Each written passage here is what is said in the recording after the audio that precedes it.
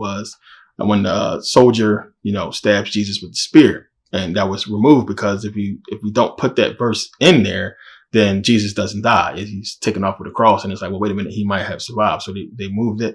All this stuff is documented, that there was things added and taken away from the manuscripts, which they don't teach you. And it's one of the obvious, clear cut things that we can look to and say, this is not the all inspired, infallible word of God. Even when you go to the King James Version, because that again was, re-edited and changed, and we got all these different translations or what have you. So you got to look at that. And it's like, okay, well, we had many different books, before the King James Version that clearly had to be different because we wouldn't need to keep changing it. So the whole argument that the book was perfect and, it wasn't changed, it was crazy. So even updating, the book, you changing it. A lot has changed, and they do so for a reason to hide certain things. And unless you study in the different books, it's tough to pick up on. So Proverbs is definitely one of the most, as I said, debated books because of who we can clearly see this stuff comes from. So I don't want to give too much away, but you can clearly see, which, you guys already know, took it from Kemet. But Proverbs is where you can clearly see it's almost, word for word where they took, a lot of stuff from Kemet. And this is one of the places we can point to and see this. Now, one of the, the major points, as I said, is just trying to get people to accept the book and how you're going to do that. And when you're reading through it, you have songs, you have poems. And just like we know now, a song is a way you can get people to learn something, alphabet, you learn, through song, you sing the alphabet.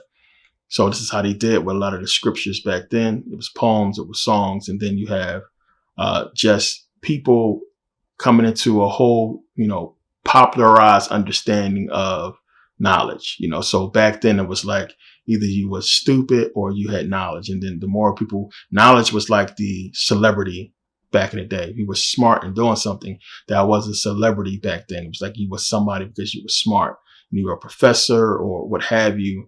That was, you were elevated in that position if you were that, or, a religious person, like a religious leader or what have you. But, if, for a lot of people who Christians who watch, this is definitely a video you want to see and you want to understand Proverbs, because a lot of you guys still don't want to see the code of the book. You want to believe in the story, and you can't have it both ways. 1 minute people say that the book has parables and, it's all allegorical. And then you want to believe that, Jesus walked on water, turned water into wine. It's like you got to pick, you can't pick and choose. You got to either accept that this is something else or that it's true and all this stuff actually happened.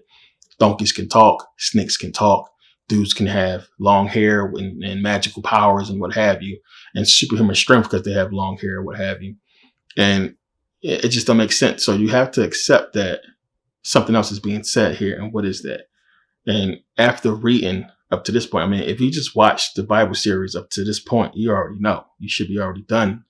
And, with the book, it just don't fit. It don't make sense. And they're telling you that when you read the book. It's just telling you straight out. Like I said, it's why your preacher is not going to preach the book from Genesis to Revelation, because there's going to be a lot of questions he can't answer. Proverbs is that book. If he wasn't stumped yet, when he got to Proverbs, it's that book. This is the book, because the proclamation, which she's proclaiming Lady Wisdom in Proverbs, it kills Catholicism. It destroys the church, the papacy, or what have you. And it's right in the book. And it's one of the reasons why you had separation between, the Catholic Church and Christianity, which, they basically agree to disagree. But Proverbs is telling you that, this is none of this stuff that we're talking about shouldn't even exist. And it shouldn't even be happening in this way. And it's giving you that esoteric understanding that everything is within you. And you need to, break this down. Can't nobody tell you this stuff. Everything that you reading was being said is within you, but you have to be able to look through, the parable to see that when it's talking about God, in every instance, it's talking about you. Yeah. So for those of you guys who ask, where to start, I did a whole video about that, like where to start and where you should start beginning to pick up this information from.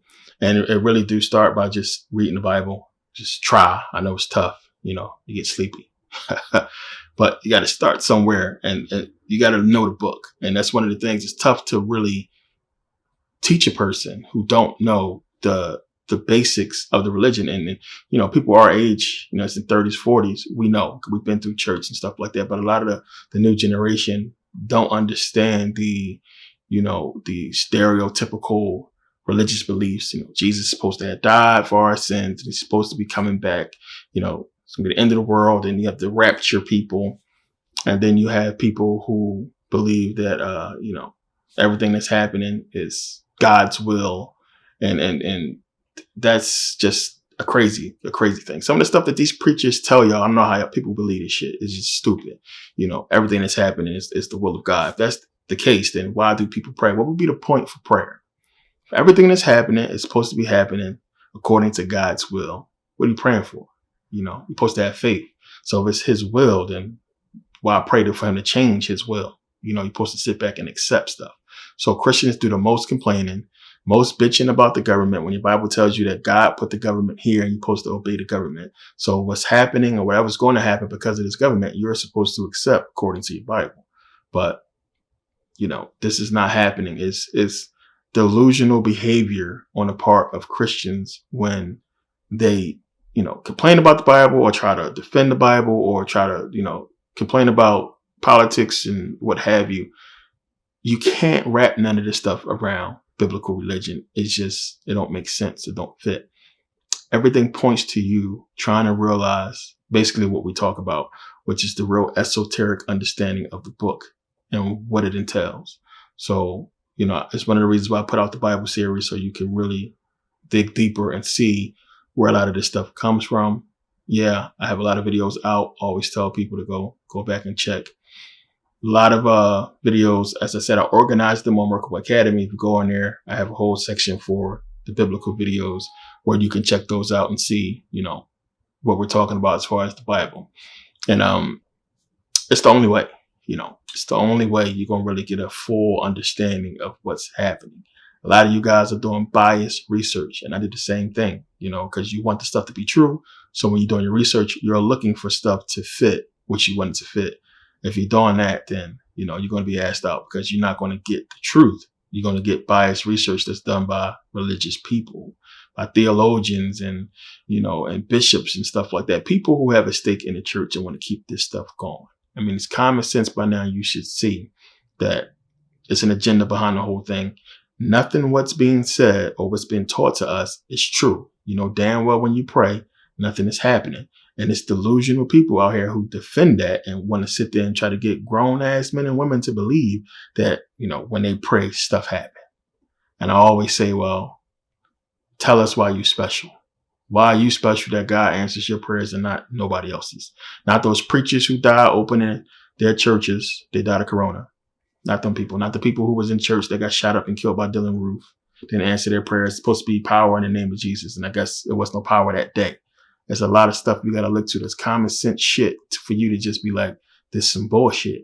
And this is what Proverbs is about, because in Proverbs, you can see the clear brainwashing and persuasion. Now, no pastor that's smart in any kind of sense is going to dig deep into Proverbs, because Proverbs raises some questions, as I just said, that he's not going to want to answer. He's not going to want to have to deal with these questions. And we get into these questions in the video because, who is it that really has authority or supposed to have authority or is, has the command of God to speak for God? And this is what the Catholic Church claims. It's what Christianity claims with their preachers and pastors, that God ordained these people. I mean, God, spoke to these people, or they had a calling. The preacher always said, I had a call and the Lord spoke to me last night and I just want to be a preacher. And it's right in the Bible, clear as day, that it's not what happened, because, you don't really have no authority from that. And Lady Wisdom is basically saying, I have the authority, but you got to understand what that means esoterically. I'm the one. She's saying I'm the one. And you got to get that whole thing of what this means, especially for women, the feminine part of it. So it's a deep conversation to have. And as I had to stop and make sure I get this video out where we're at, because, you know, we was just talking about it. And, it's probably one of the more deeper books of the Bible to get into. And it is a part, of course, of the wisdom, you know, the wisdom books, which is 5 books, but really, you know, you have Job, which we got into, you have Psalms, you have, Proverbs, Ecclesiastes, and you have a Song of Songs. But the main 3 will be Job, Proverbs, and Ecclesiastes, which we'll be getting into soon. And those are the wisdom books. And these are together, really. And you got to understand that message that's in there and why these books are together and what they're trying to convey. It's a shot. It's a chance for you to come into some knowledge. And it's one of the promises in the book, as a matter of fact, that, oh, if you get this wisdom, you're going to be basically special. But it's an esoteric saying, you know, understanding to that. And you got to grasp what's being said to pull that information out, you know, if that makes sense.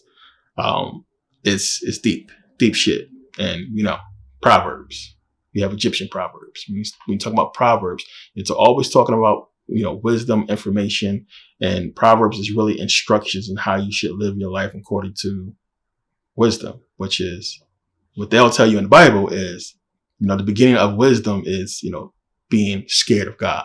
You're scared of God. That's when you start being smart. Yeah, we get into this. It's crazy. So make sure you guys check out this video. It's deep. We're going to get into Ecclesiastes next. Ecclesiastes, and a lot more videos coming. And I want to thank you guys for being patient, and thanks for your support. And yes, please don't stress, don't worry. Got you guys. Tracking numbers are going out. Books are being shipped. We got you. Nobody's going to get left. Appreciate the emails. Appreciate the support. You know, one person said that, hey man, it's not a heart. It's not a liver or a kidney. So I'm going to be patient, and I really appreciate that. We're moving as fast as we can. Appreciate the support. See you guys next video.